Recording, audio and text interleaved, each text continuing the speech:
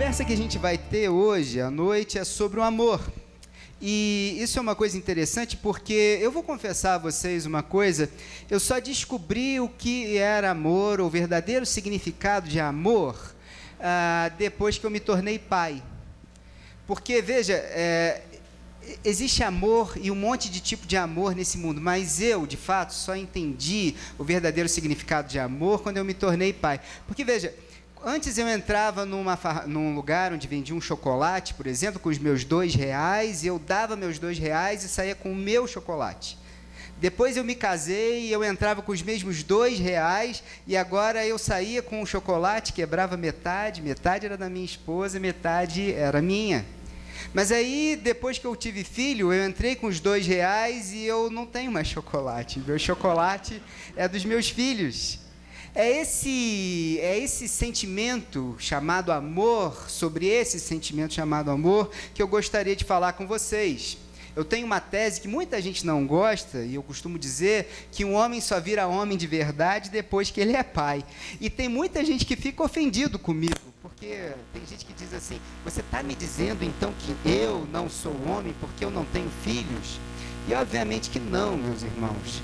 Eu não estou querendo dizer isso de maneira nenhuma.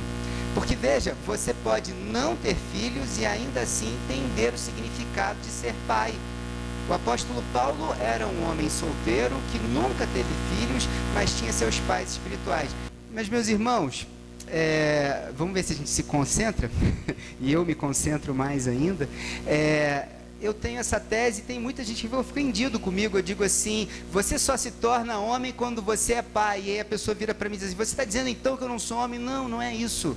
Você mesmo não tendo filhos, você pode. O nosso Senhor Jesus, que era um homem completo, ele entendia esse significado do que é dar a vida por alguém, ou se preocupar com alguém, a ponto de abrir mão das suas próprias vontades, abrir mão dos seus próprios interesses. Vocês estão entendendo o que eu quero dizer? E o que é interessante é que eu acho, e essa é a impressão que eu tenho, que nós, homens, só entendemos isso depois que nós somos pais. As mulheres não. Eu tenho a impressão que as mulheres elas já nascem com isso de alguma forma. Não sei. Eu acho que algumas mulheres já têm isso dentro delas, porque dizem que o homem foi só o esboço, né? E a mulher foi o projeto final, ele foi aperfeiçoado porque ela veio depois. E essa é um pouco a homenagem que eu gostaria de fazer a vocês no Dia das Mães, nós já oramos por isso. Mas hoje eu gostaria de conversar com vocês sobre um texto muito conhecido da Bíblia, mas muito pouco compreendido, que é 1 Coríntios 13.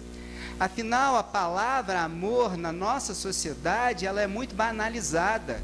Ela quer dizer muitas coisas e muitas das vezes ela não quer dizer absolutamente nada. Eu falo com muita facilidade, eu amo você, mas eu de fato nem sei o que é amar.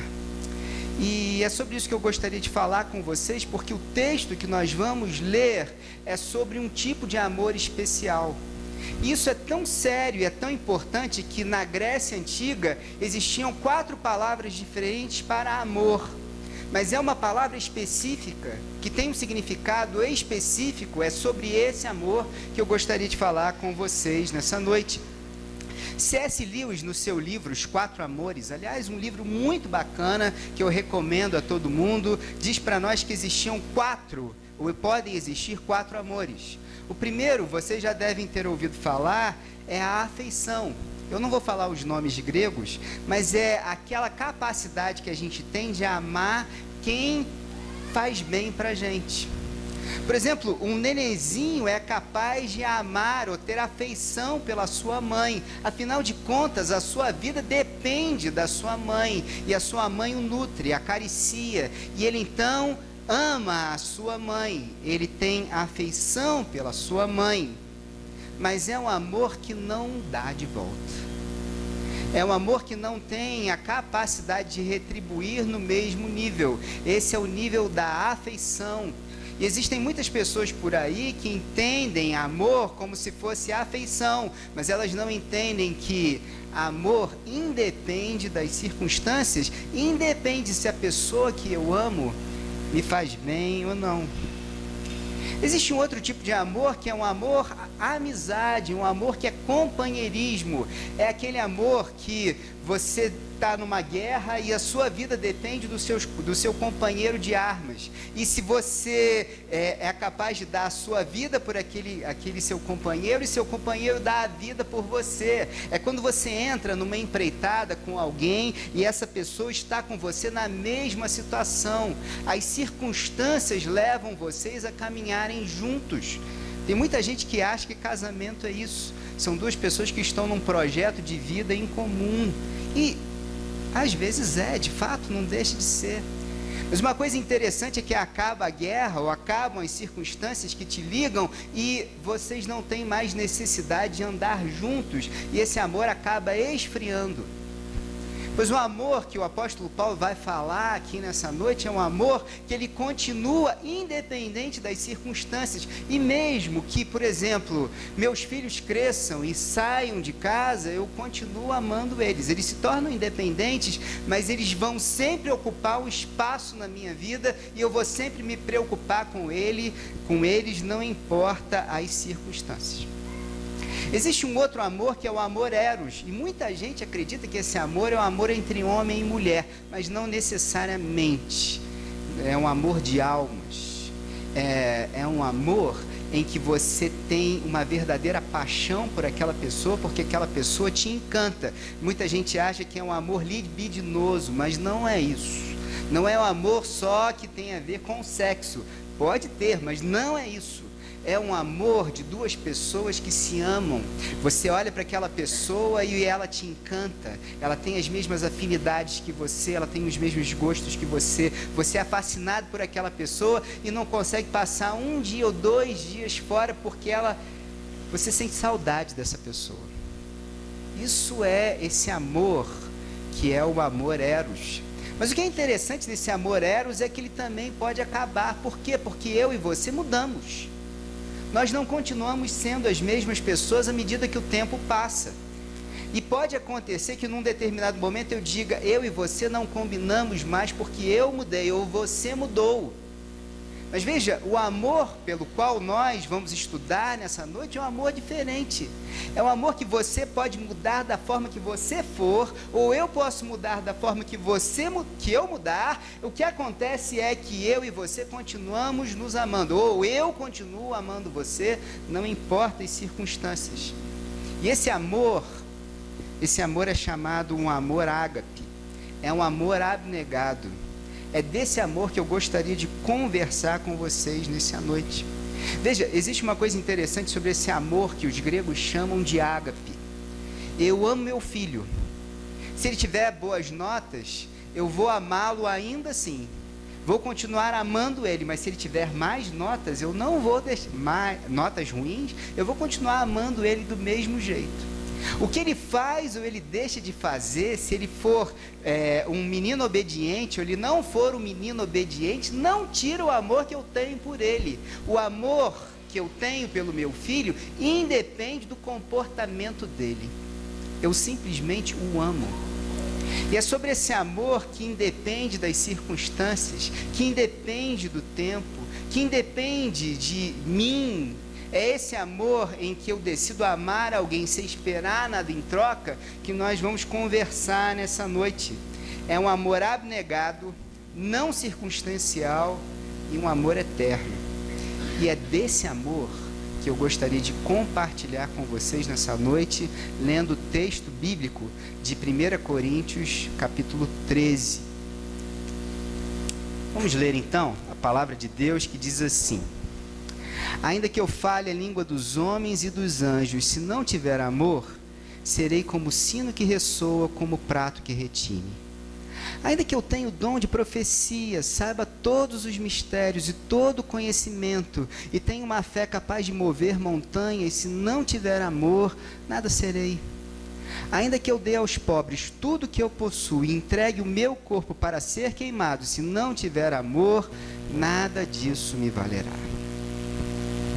O amor é paciente, o amor é bondoso, não inveja, não se vangloria, não se orgulha, não maltrata, não procura seus interesses, não se ira facilmente, não guarda rancor. O amor não se alegra com a injustiça, mas se alegra com a verdade.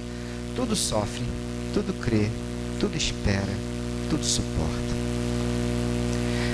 O amor nunca perece, mas as profecias desaparecerão, as línguas cessarão, o conhecimento passará, pois em parte conhecemos e em parte profetizamos.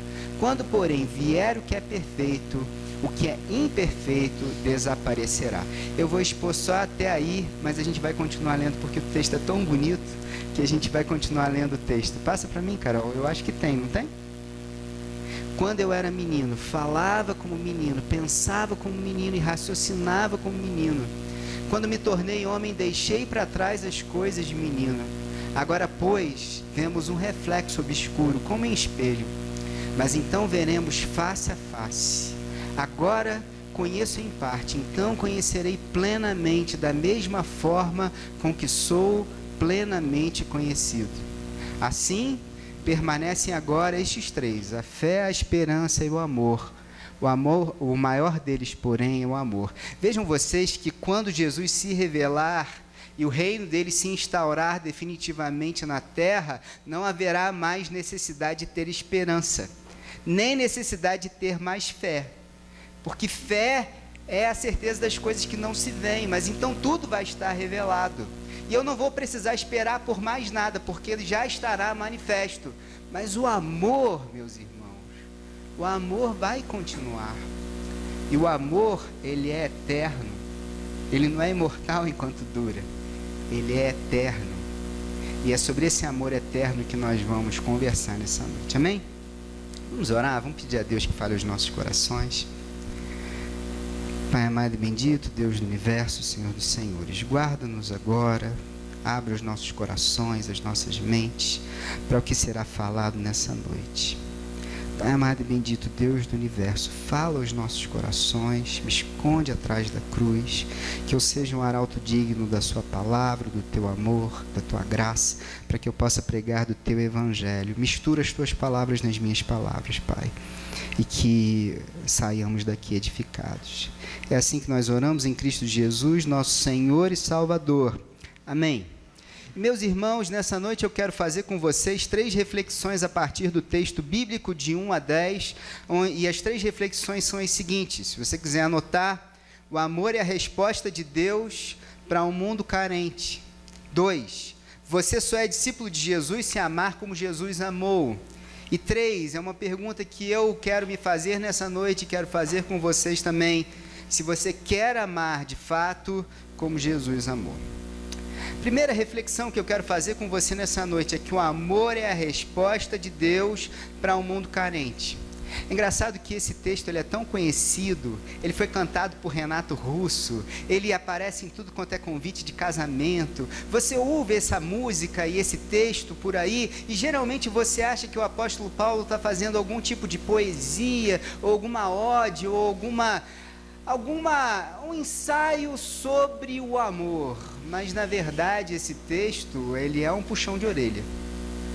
Esse texto é o apóstolo Paulo chamando a atenção dos crentes de Corinto.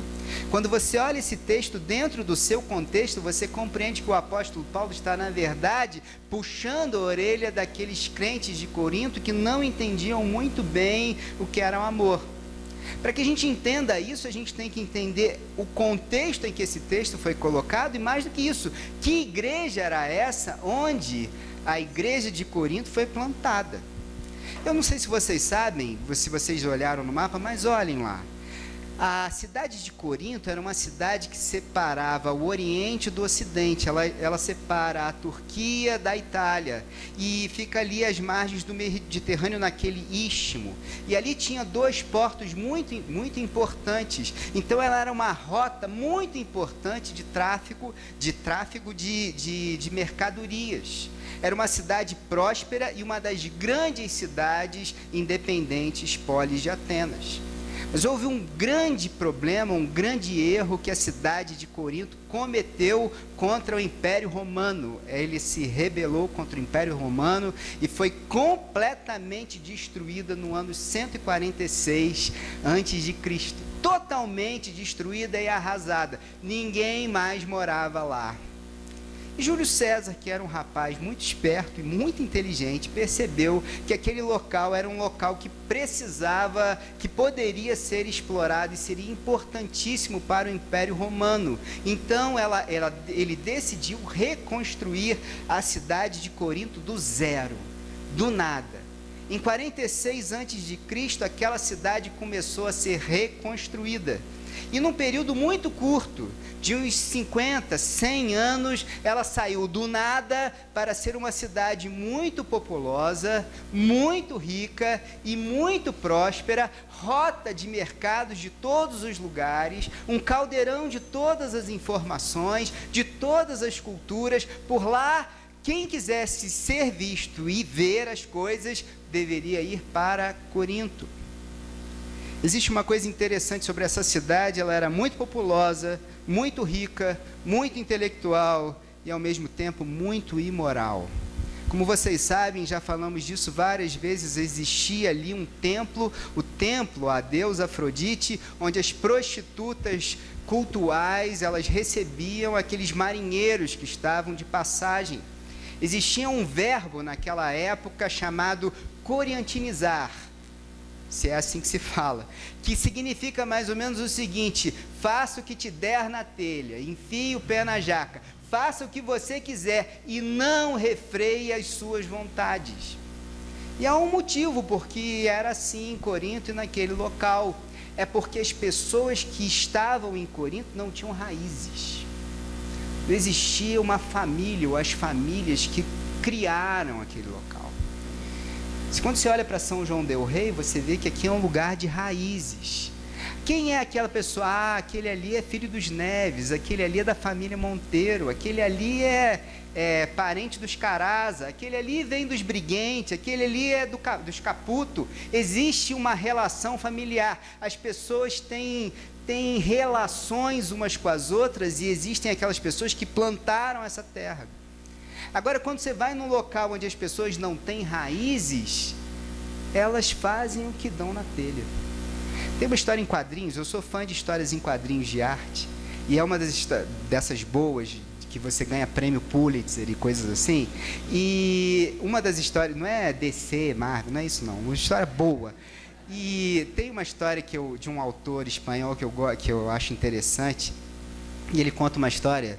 Eu não vou contar a história toda, mas que aconteceu é que ele é muito satírico, e o que aconteceu é que na cidade houve uma infestação de mosquitos. Então a pessoa que era mais influente na cidade, que era um âncora de telejornal, indicou que as pessoas usassem mosquiteiros para se proteger dos mosquitos. Então todos passaram a andar com aquele mosquiteiro.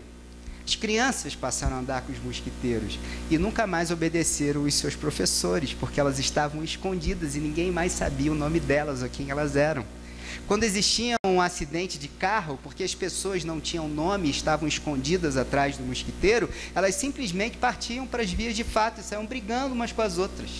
Havia saques nos supermercados, porque quem tinha fome entrava no supermercado e roubava, porque estavam sob o manto do anonimato. Vocês estão entendendo?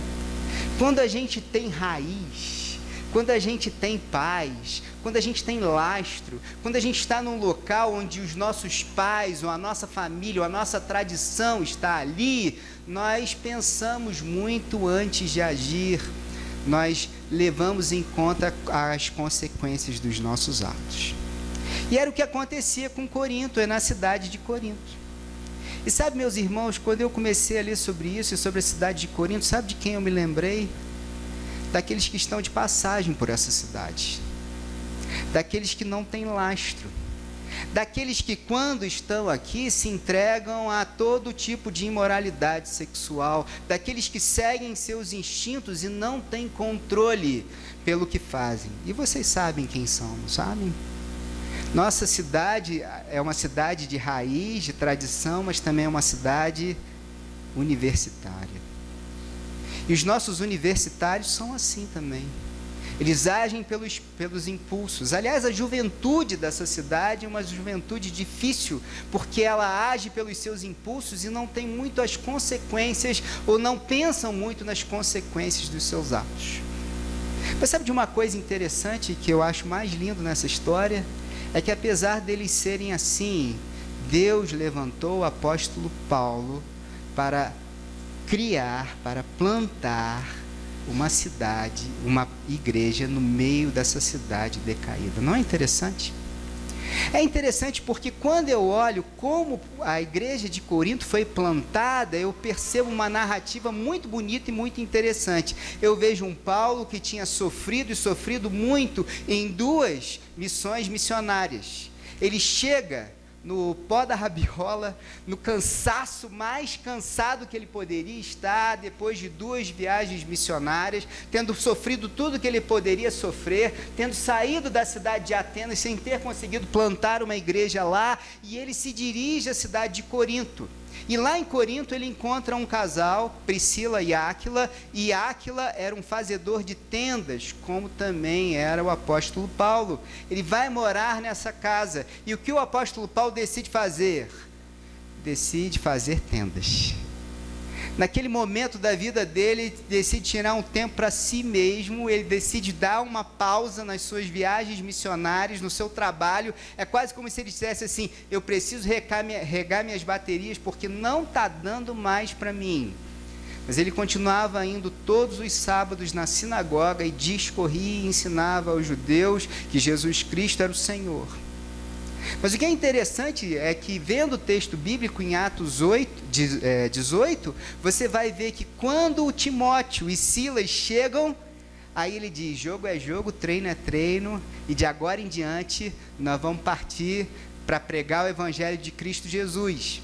E ele começa a pregar o Evangelho de Cristo Jesus a ponto de abandonar a feitura das tendas. E aí o que acontece? O que acontece, diz o texto bíblico, é que muitas pessoas começam a se converter e ser batizadas. Mas o que é interessante é que nesse ínterim, o apóstolo Paulo, o que ele faz? Ele rompe completamente com a sinagoga. O que diz o texto bíblico? Ele vira-se para aqueles principais da sinagoga e diz assim: sacode a sua roupa, tira a poeira de dentro de si, da sua roupa, e diz assim: o sangue de vocês fique sobre as vossas cabeças. Eu não tenho mais responsabilidade sobre a vida de vocês. De hoje em diante eu vou aos gentios. E ele decide pregar somente aos gentios e nada mais do que aos gentios. Mas uma das coisas mais bonitas é que quando ele decide fazer isso, a palavra de Deus vem em visão para ele no versículo 9, e o próprio Deus fala assim para ele: não tenha medo, continue falando e não fique calado, pois estou com você, e ninguém vai lhe fazer mal ou feri-lo, porque tenho muita gente nesta cidade. Meus irmãos, o que Deus pode estar querendo dizer para mim e para você nessa noite? É que nós temos uma juventude de pessoas que estão se entregando a vícios, que estão fazendo coisas que são condenáveis, que eles não têm muita noção das consequências dos seus atos, que eles estão fazendo coisas que são prejudiciais à sua própria vida, ao seu próprio futuro. Nós temos uma juventude hedonista, uma juventude que é profundamente individualista, e o que elas precisam? De Jesus. O que o apóstolo Paulo está falando para mim e para você é que o próprio Deus disse assim: há muitas pessoas nessa cidade que são minhas, e é preciso pregar o Evangelho de Cristo Jesus a elas. E a primeira pergunta que eu quero fazer para você nessa noite é: há muitas pessoas nessa cidade que são de Deus. Você está disposto a pregar o Evangelho a essas pessoas e contar a elas do amor inenarrável de Jesus? Porque eu tenho a certeza de que o amor é a resposta para eles, e o amor é a resposta de Deus, é o amor que elas precisam ouvir, de que o nosso Senhor Jesus morreu na cruz do Calvário, levou sobre si os nossos pecados, para que nós tivéssemos vida e vida em abundância. E essa é a mensagem que nós precisamos pregar aos 4 ventos, porque o amor de Deus é a resposta que esse mundo precisa.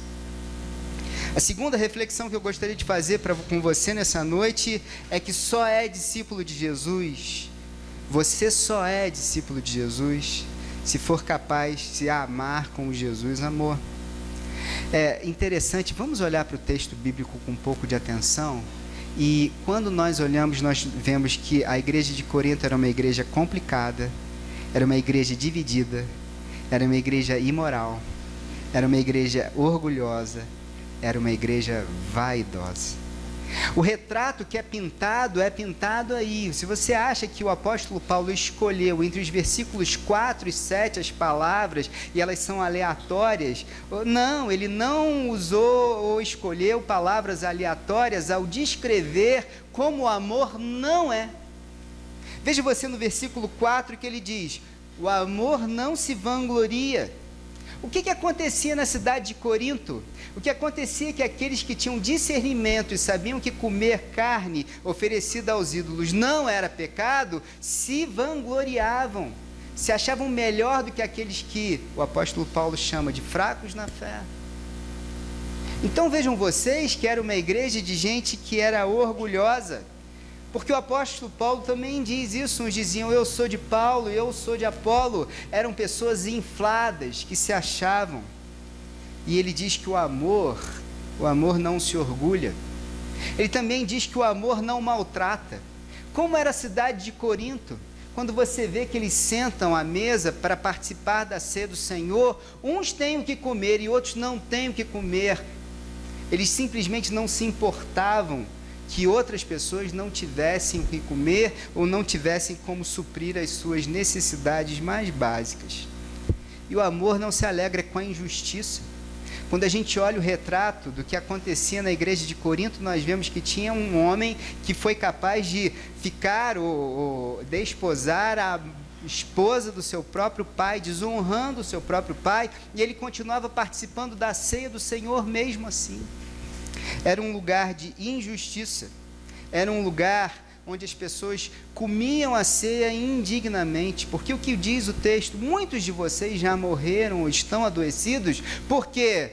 Porque vocês têm pecados inconfessos e continuam participando da ceia do Senhor, porque vocês fazem coisas que são reprováveis e continuam participando da ceia do Senhor, porque vocês não se importam com a injustiça social nesse país e continuam participando da ceia do Senhor, porque vocês não se preocupam se existem pessoas que têm o que comer ou não têm o que comer e continuam participando da ceia do Senhor, porque se vocês se dizem pessoas crentes, mas vocês não estão dispostas a ser crentes como nosso Senhor Jesus foi até o final. Mas em compensação, dos versículos 1 a 3, você vai ver um outro retrato muito interessante sobre essa igreja. Era uma igreja que, diz o apóstolo Paulo, era cheia de dons.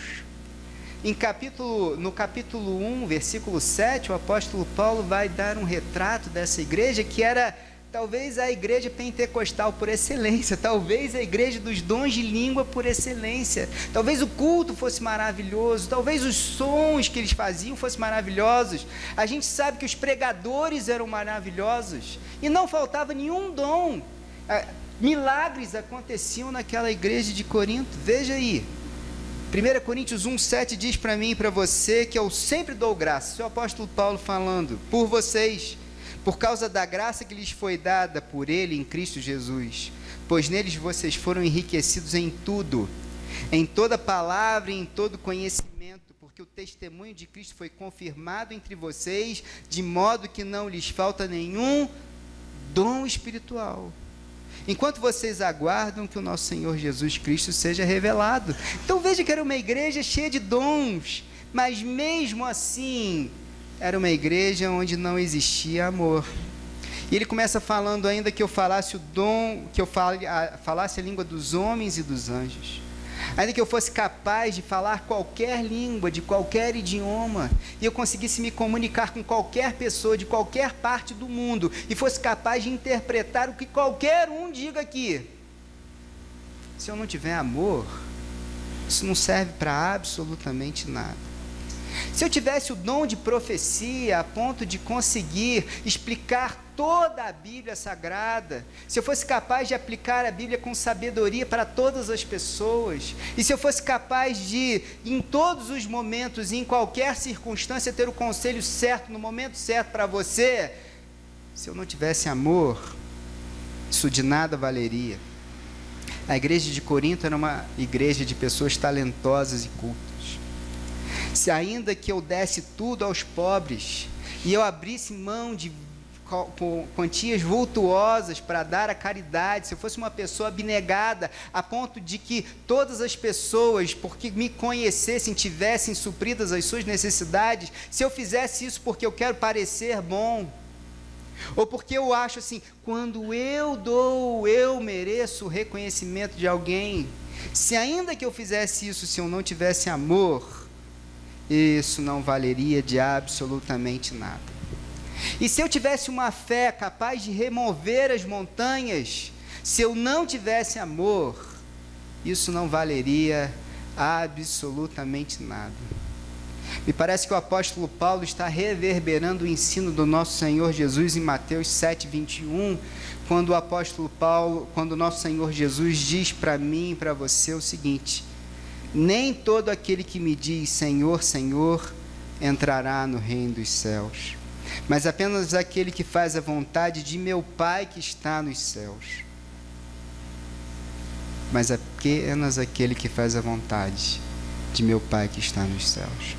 Muitos me dirão naquele dia: Senhor, não profetizamos em Teu nome não expulsamos demônio, e não realizamos muitos milagres? Então eu lhes direi claramente: nunca os conheci, afastem-se de mim, vocês que praticam o mal.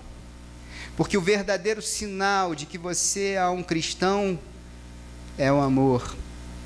Jonathan Edwards escreveu um excelente sermão que eu acho que todos vocês devem ler, e é assim: como saber se você é um cristão? E ele elenca alguns pontos que eu gostaria de compartilhar com vocês. A primeira, ele diz: a marca de você ser um cristão não é o seu conhecimento. Você pode saber muita coisa sobre Deus, aliás, você pode ter um temor imenso a Deus, e você pode conhecer muito sobre o Senhor Jesus, e conhecer porções inteiras da Bíblia, mas até os demônios têm conhecimento de Deus. Sabem que não existe nenhum nome sobre o nome do Senhor. Sabem que o nosso Senhor Jesus venceu a morte, venceu o pecado, ressuscitou no terceiro dia e está sentado à direita do Pai, e todo poder lhe foi dado. O inferno treme ao nome do nosso Senhor Jesus, porque há poder no sangue de Jesus, mas eles não se sujeitaram ao senhorio de Cristo. Conhecimento de Deus ou conhecimento da palavra não faz de você um verdadeiro cristão. Não é o conhecimento, porque até os demônios conhecem. Não são as experiências e não são os milagres que você é capaz de fazer. Aliás, quando você realiza um milagre, é porque Deus usou você para realizar um milagre. Nós temos visto que a ciência é capaz de fazer milagres incríveis. É capaz de fazer com que aqueles que não andavam mais andassem. É capaz de fazer com que aqueles que não enxergassem mais enxergassem. É capaz de postergar a morte de várias maneiras. A ciência é capaz de dar qualidade de vida. É capaz de transferir a riqueza no mundo. Mas nem por isso ela consegue extirpar a maldade que existe no coração do homem. Porque eu e você somos maus. Há um problema no nosso coração. O bem que eu gostaria de fazer, esse não faço, mas o mal que eu abomino, esse pratico, miserável homem que sou. E a única maneira de eu reconhecer que o mal, ou resolver o problema do mal que há em mim, é reconhecendo que o nosso Senhor Jesus levou sobre si os meus e os seus pecados. Não há outra maneira de ter os meus pecados lavados. Então ele diz: qual é a característica de um verdadeiro cristão? É um coração transformado. Um coração transformado é aquele que reconhece a beleza de Cristo Jesus, porque é o amor de Cristo que nos constrange. Essa é a marca do verdadeiro cristão. E se você duvida de mim, quem diz isso é o nosso Senhor Jesus em João 13, no versículo 34, quando ele diz: um novo mandamento lhes dou, amem-se uns aos outros como eu os amei. Vocês devem amar-se uns aos outros. Com isso todos saberão que vocês são meus discípulos, se vocês se amarem uns aos outros. E no capítulo 14, no versículo 21, ele conclui dizendo: aquele que tem os meus mandamentos e os guarda, esse é o que me ama. E Jesus deu para nós esse mandamento, de nos amarmos uns aos outros. E aquele que me ama será amado de meu Pai, e eu também o amarei, e me manifestarei a ele. Conclusão: só quem ama de verdade é discípulo de Jesus. E o amor verdadeiro é a marca de um verdadeiro cristão. E a pergunta que eu gostaria de fazer para você nessa noite é: você quer amar como Jesus amou? Ontem nós tivemos um café de graça. Quem ficou foi muito edificado. Foi maravilhoso. Quem esteve aqui no café de graça? Amém. Amém. Levanta com alto. Isso. Levanta também, sou. Foi muito bom. E eu quero agradecer a Rebeca por ter me lembrado um texto bíblico muito importante, que eu entendo que seja a marca mais importante para que eu possa entender como amar como Jesus amou. Em 1 João 3,16, o apóstolo João, ele diz o seguinte: nisto conhecemos o que é o amor, que Jesus Cristo deu a sua vida por nós e devemos dar a nossa vida por nossos irmãos. Em outras palavras, eu amo quando eu entendo que Jesus me amou primeiro. Eu estava contando ontem, e vou contar essa ilustração, que não sei se vocês sabem, quando a gente está voando de avião e eles dizem assim, em caso de turbulência, máscaras de oxigênio cairão automaticamente na sua frente, e aí eles ensinam a gente como a gente deve ajudar os outros. Vocês sabem como é que é? Primeiro você tem que botar a máscara de oxigênio em você e depois ajudar o outro. Porque se você tentar ajudar o outro sem antes se ajudar, você não só pode morrer, como na tentativa de ajudar o outro, você pode acabar matando essa pessoa. Então o apóstolo Paulo vai dizer para mim e para você que nós já recebemos o amor de Deus, que não nos falta absolutamente nada e que nossa vida não corre mais risco e que nós podemos respirar com tranquilidade. E aí ele vai dizer assim: o amor é paciente, o amor é bondoso, o amor não inveja, não se vangloria e não se orgulha. Quando eu vejo o necessitado e eu vejo que ele tem necessidade de auxílio e de ajuda, eu não ajudo porque eu quero ser bom, ou porque eu quero parecer bom, e nem porque eu espero que alguma coisa eu vá receber em troca. Porque eu ajudo. Aliás, o nosso Senhor Jesus diz para mim e para você: o que faz a tua mão direita não saiba a tua mão esquerda. Eu não preciso do reconhecimento, e mesmo eu posso ajudar até quem não reconhece o meu valor. No mundo antigo, ou quando eu agia de acordo com as circunstâncias do mundo, eu queria reconhecimento. Eu queria fazer as coisas porque eu queria que as pessoas reconhecessem a minha bondade, ou como eu era capaz de fazer o bem. Eu queria os aplausos, mesmo que fossem os aplausos das pessoas que só estão próximas a mim. Mas quando eu entendo e sou convertido de verdade, eu não me importo com o aplauso. A única coisa que me importa é doar do amor de Cristo Jesus, porque eu recebi de graça e de graça eu dou. Quando eu entendo isso, que Ele me amou primeiro, não há mais invejas, não há mais dissensões, eu não preciso e nem pretendo mais ser reconhecido, porque eu tenho o oxigênio de Deus na minha vida, e o amor de Deus supre todas as minhas necessidades. Francis Chan conta uma ilustração interessante sobre isso, que ele diz o seguinte: quando eu oro, quando eu prego, eu tenho que pregar de tal forma que eu realmente ame aquelas pessoas. Porque se eu não amar verdadeiramente aquelas pessoas, eu vou pregar para elas e vou falar para elas o que elas querem ouvir. Mas se eu as amar de verdade, eu vou falar para elas do amor de Deus, porque o amor de Deus é o que elas precisam ouvir. E é isso que eu e você precisamos entender, viver e praticar. Depois o apóstolo Paulo diz para mim e para você: o amor não maltrata, não procura seus interesses, não se ira facilmente, não guarda rancor. Alguém ontem estava conversando sobre isso e dizendo, mas eu não sou obrigado a amar alguém e participar de um amor doentio, um amor em que eu sou uma vítima, um refém daquela pessoa que eu amo. Vou dizer para você que isso não é amor. O que eu entendo, e depois vocês me corrijam se eu estiver enganado, um amor doentio é aquele que você morre de medo que aquela pessoa te abandone. E você vive fazendo das tripas coração para que aquela pessoa te ame, mas você sabe que, na verdade, ela não te ama. E você acaba sendo uma vítima daquele amor, porque você suporta uma série de maus tratos, porque aquela pessoa é tão importante para você, que se você perdeu a ideia de que você vai perder aquele amor, vai te fazer muito mal. Isso é um amor doentio.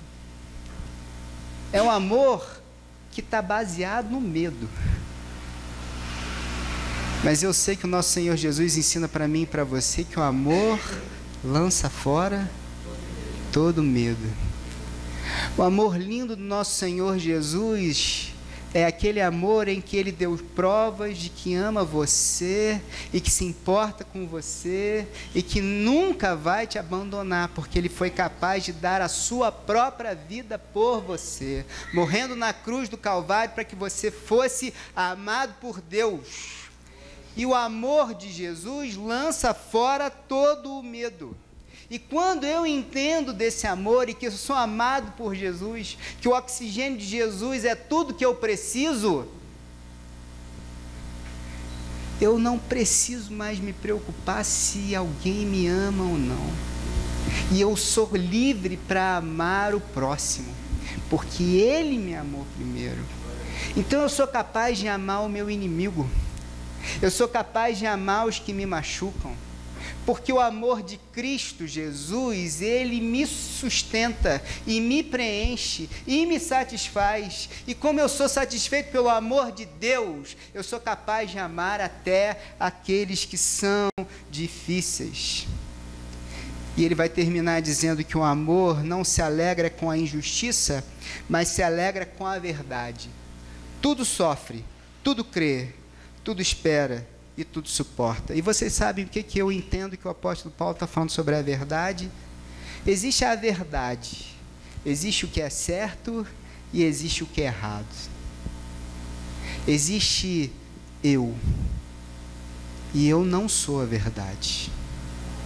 Existe o Lizardo, e o Lizardo sabe que é pecador.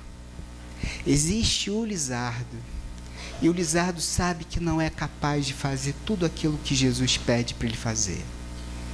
Eu não sou capaz de amar como Jesus amou. Algumas vezes eu sou, mas muitas vezes eu não sou. E essa é a verdade. Mas a verdade verdadeira é que Jesus me amou apesar de eu ser quem eu sou. Ele me aceita apesar das minhas incapacidades de amar. E sabe o que acontece quando a gente é amado dessa forma? Num amor que não te abandona apesar da sua performance. Se eu sou um bom aluno ou se eu não sou um bom aluno. Se eu faço as coisas direito ou se eu não faço as coisas direito. Eu sou amado assim mesmo. Sabe o que acontece? Eu sou livre para amar. Eu sou livre para responder ao chamado de Cristo Jesus, porque quando não é assim, eu tenho que me esconder numa casca, eu tenho que fingir que eu não sou quem eu sou, ou eu tenho que fingir que eu sou quem eu não sou. Mas quando eu realmente entendo isso, eu entendo esse amor verdadeiro que me ama como eu sou livre para de fato me olhar no espelho e dizer, eu não sou, mas Jesus é, e Ele me amou primeiro. E aí eu sou capaz de amar aqueles que estão ao meu redor. E a pergunta que eu faço para vocês nessa noite, meus irmãos, é que Jesus nos chamou a amar as pessoas que não são perfeitas. Jesus nos chamou a amar as pessoas que estão longe de serem perfeitas, gente que nem você, que nem eu. Mas existe uma coisa bonita sobre Jesus, ele sai de onde ele está, da sua glória, e vem até a mim, e morre por mim na cruz do Calvário. Sabe o que eu e você somos? O corpo de Cristo Jesus. Sabe o que isso significa? Que Ele chama você e a mim para sair de onde você está e ir até o encontro daqueles que precisam ser amados. Pergunta que eu faço para você nessa noite, meu irmão: você está disposto a fazer isso? Porque eu consigo ouvir distintamente a voz do nosso Senhor Jesus, a mesma voz que foi falada pelo apóstolo Paulo, ao apóstolo Paulo, de Deus, dizendo assim: há muita gente nessa cidade que me pertence. Então não desanime e pregue com coragem a palavra de Deus. E a pergunta que eu faço para você nessa noite é que Ele está conosco, toda autoridade lhe foi dada no céu e na terra, e Ele está conosco, Ele está presente no meio de nós, e Ele diz: vão e façam discípulos, e preguem no amor de Deus. Nós estamos dispostos a ser essa igreja que sai daqui e vai ao encontro do outro? Porque se você entende isso, a primeira coisa que eu e você devemos fazer: confessar os nossos pecados a Deus e não participar da ceia indignamente. A segunda coisa que nós devemos fazer é virar para Deus e dizer: eis-me aqui, envia-me a mim. E a terceira é participar da ceia do Senhor, que vai ser servida nessa noite.